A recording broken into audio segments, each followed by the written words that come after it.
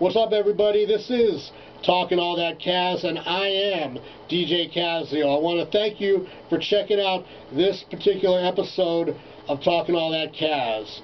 On this particular episode, I got another great interview that I conducted here on my radio show at 90.9 FM KHTC in Salinas, California. But before we get going with that, I want you to go to this address, djkazzeo.com, and connect with me on social media. Whether it's on my Facebook, on my Instagram, on my Twitter, or even if you go and subscribe to my Mixcloud channel, you can hear all my radio shows that I do in their entirety, music, commentary, and interviews. But this right here, Talkin All That Kazz, this is for just the interviews, okay? I want to thank everybody who checked out the first round of interviews that I put up. Now we're on to the second round. This particular round, I'm going to focus on 2019, but I'm going to sprinkle it in with some more current stuff too. So you never know what you're going to get. Just sit back, relax, and enjoy another edition of Talkin All That Kazz with me, DJ Kazzeo. That's right, man. We back in a place right here. It's 90.9 FM KHTC Radio Bilingüe here in Salinas and Monterey and King City, 104.1 FM out there in Hollister, San Juan Bautista, and South Gilroy, and worldwide at WednesdayRec.com. That's right, man. As promised, we're joined right now by a very special guest, new artist coming out of Canada, the eastern side of Canada. He goes by the name of Tachichi. What's up, bro? Hey, what up? How y'all doing? Doing well, man. How are you doing tonight? I'm good. Just chilling. Just laid back watching basketball. That's all I'm doing right now. Oh, yeah? Who's playing? I was watching Dallas, Miami. I just got the league pass, so I'm just, jumping. Oh, okay. Balling. Yeah, literally and figuratively. That record label's paying off, huh? Yeah. Well, I got the deal after the All-Star break, you feel me? Got you. Hey, man, so, you doing pretty well. You got an album out now called Top 10, which I've been listening to for about a week and a half now. Very solid stuff, man. Word, man. Thank you. I appreciate that. And this isn't your first album, though, right? You had a couple before that, right?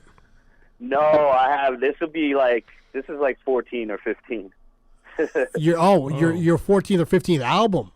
Yeah. Oh, yeah, wow. Yeah. Wow, I'm late to the game. You gotta fill me in, man. Yeah, no, I started, so I'm 39 now. I started since I was 15, 16. Right. But just mostly, obviously it's underground-ish. But I was with Moves before. I don't know if you know DJ Moves. No, I can't say that. Yeah, he's a pretty well-known producer in Canada or whatever, so... we were putting out records together, but just independently selling them, off our Bandcamp and stuff. Mm-hmm. I took some breaks. I took a little bit of breaks a few years during, 2010 to 2015 or something, and decided to go back in it and go full speed ahead around 2015. So, I didn't take it so crazy serious, on my 22, 23 year ride in, but, I've always just wanted to make dope music, and that's all that mattered to me, right? So what year then did the first album come out? It had to be, about the late 90s or so? Yeah, the first album would have came out in 96. Okay. I was 17 then, and then that would be the first album that came out was Truth to the Trade with me and DJ Moves. It was actually 90 minutes. Back then we dropped a 90-minute tape and filled the whole thing. Right. Nice. Yeah, and then that's when I hooked up with Tom from Hand Solo Records. Mm-hmm. He had put out an EP, another EP after that we did, which had a couple songs from our last album and a couple songs that were going to be up for the next album, Booze Brothers, that we dropped 2002. So. Okay, got you. So, coming out at that time, I guess that because I would have thought, because I didn't know the longevity of your career, I thought you were a little bit more recent. So I was going to ask you if you were influenced by Socrates and Choclair and Maestro Fresh West and those cats. Well, yeah, I actually was. Socrates was my dude. He was still the guy that came before us. You know what I mean? Just a few years before, but still before. Mm-hmm. And I remember when I was 14 and 15. I think I was 15 when I first heard "Hate Runs Deep," his first record, I think. Right. And that was crazy to me. I still think that's the greatest Canadian record of all time. But, like, so, yeah, he was an influence. Like, you know what I mean? That's like Socrates was my guy. Like, I was like, yo, all his shit was dope. Yeah, no doubt, man. So, you know, moving forward after you started, you know, putting out multiple albums on your own, was there ever a chance to work with any of those early cats that were influencing you? There was. I mean, like, there's, like, Swollen members, like Prevail for Swollen members. I worked with him. And how, like, you know, I've sort of always been digging their dish coming up. But, like, there is chances I just haven't really gone out there and done it yet. Like, you know what I mean? Like, I've always sort of kept it in camp when it came to, like, features and stuff like that, just until we got on enough so that people wasn't thinking that I was just kind of going to jump on and just, you know what I mean, throw in a feature just to, like, gain some airplay or some shit, you know what I mean? Yeah, no doubt, man. Hey, real quick, you know, I'm not sure if you realized or not, but we are on the radio, so you got. Oh, okay, sorry. You kind of got to watch that a little bit, man. But I'm sorry. But so you know, as you moved forward and you you know, you took a little bit of a break. What was the reason for taking the break? It was just like when I first came in, I was a teenager, and then after a while making music or whatever, I was like, oh, can I keep doing this? You know what I mean? Rap for 40, rap 50.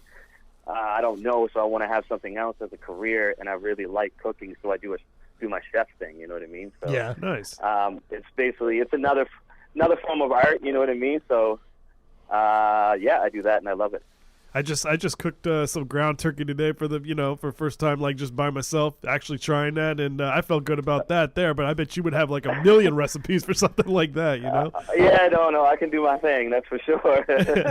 That's cool. So was that just something like to fall back on? Was that your plan B, or was it like?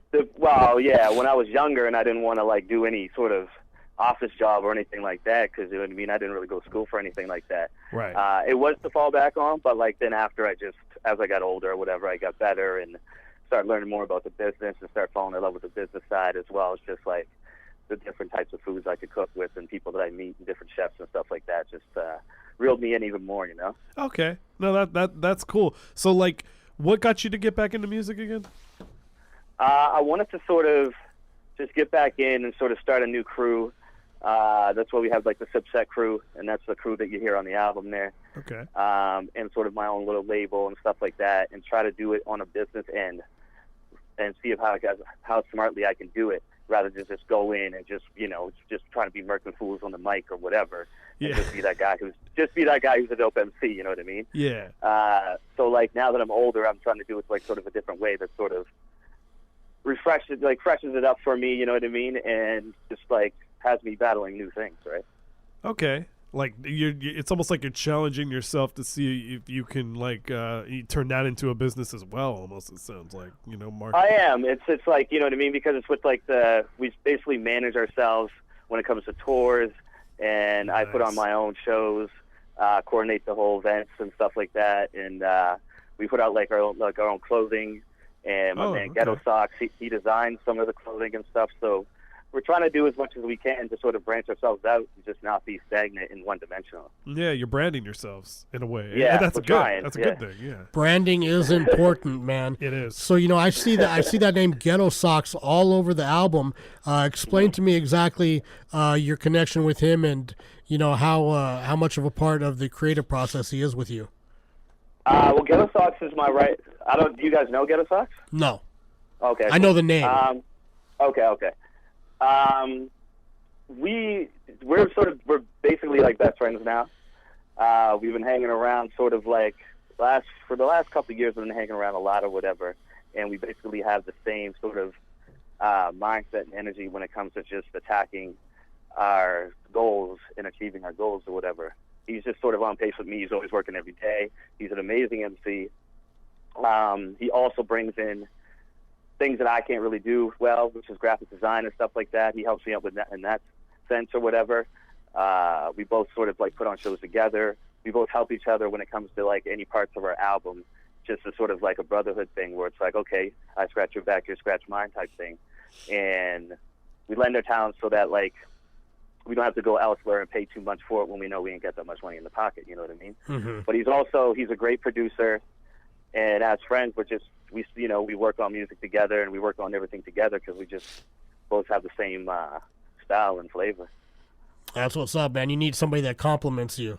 Absolutely. Yeah, exactly. That's a good thing, man. So before I let you go, and we get into the current single, Everything. How can people catch up with you online and find out what's going on? We're building up like a subset website right now. But like for me, you can just catch me like I'm just on the social media. Mm-hmm. You know what I mean? You catch me on Facebook, Instagram. Like it's Tachichi on Facebook. It's Tachichi 902 on Instagram. It's Tachichi Scotia on Twitter, and that's how people reach me. That's right. And the album that's out now is called Top 10. It's available on Amazon and iTunes, right? Yeah, it's available on Amazon and iTunes. You can get it also at Hand Solo Records Bandcamp site. So it's like handsolobandcamp.com. Perfect. But yeah, you can get it for those right now. It's going to be on Spotify and all that too, but we're just waiting on that.